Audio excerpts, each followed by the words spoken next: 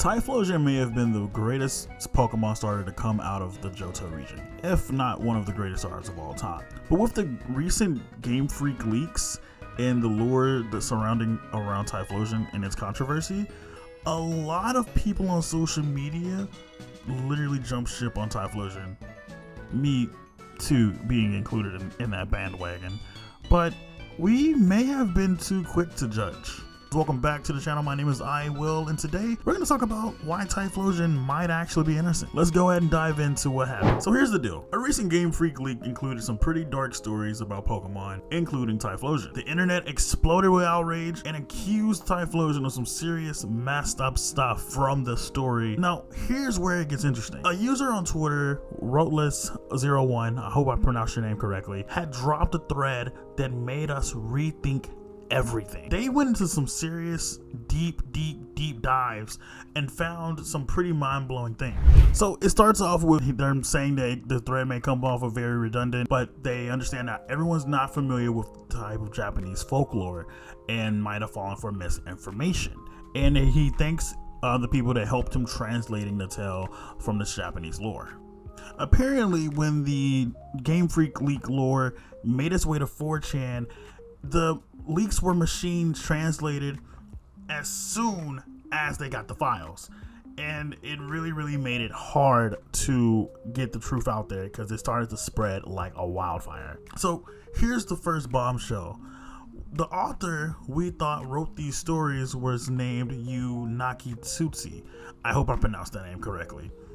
She apparently doesn't even exist, so that's the first thing. The only other reference to that name is a screenshot that was shared on Twitter from a previous person that played staffing in the Pokemon anime. Yeah, apparently it was a mistranslation of Suguru Nakatsu. I hope I pronounced that name correctly too.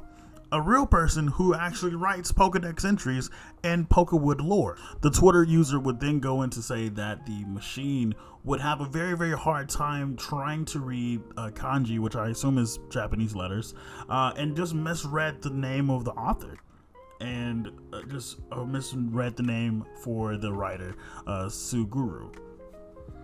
So while the kanji for both names, like they said, is very similar, it displayed very different readings, and nobody fact-checked it at all. And the internet made up a woman and got mad at her for quote-unquote ruining our childhoods, because why would you ruin my starter like that, bro? Like, Typhlosion did nothing to you. Typhlosion was a good boy, bro. Apparently a machine translation got it wrong and nobody fact-checked it at all. So apparently the Twitter user actually reached out to some translators who actually got it fact-checked and cleared the details. Typhlosion didn't kidnap any child to assault them, but rather disguised as a hermit and saved the young woman during a snowstorm, or snowfall rather, and brought her back to his home to try to save them.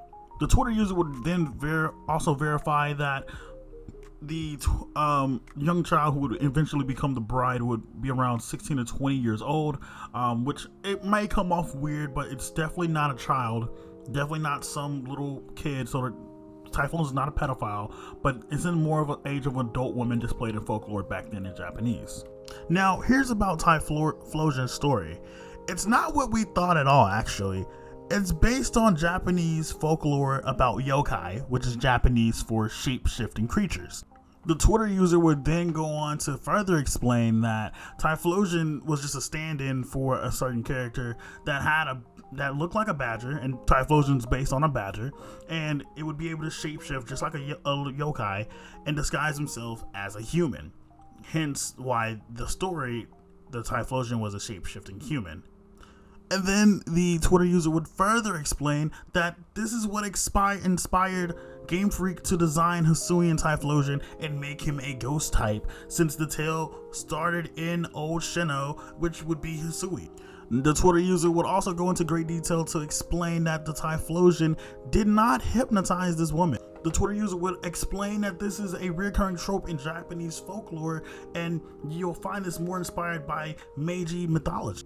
Now, following along in the thread, they explain that it doesn't help that they got married shortly after. Yeah, I don't know why either, but apparently also a lot of people do marry older and younger people.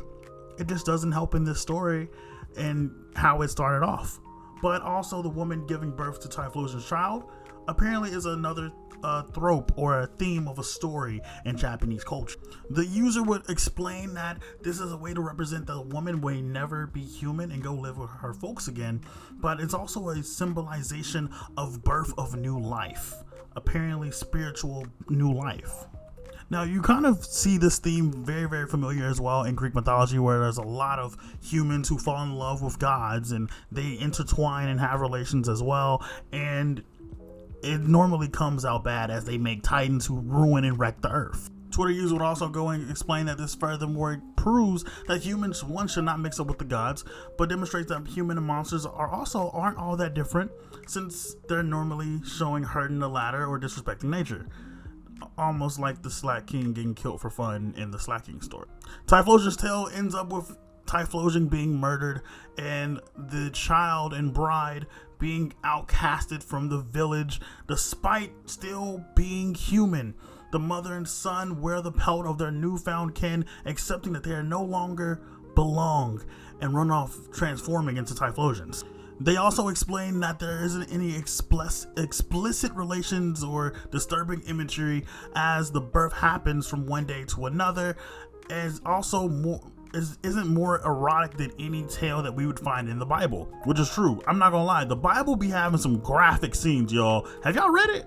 Again, the machine translation made it seem like an assault, and the word spread it like a wildfire and went insane.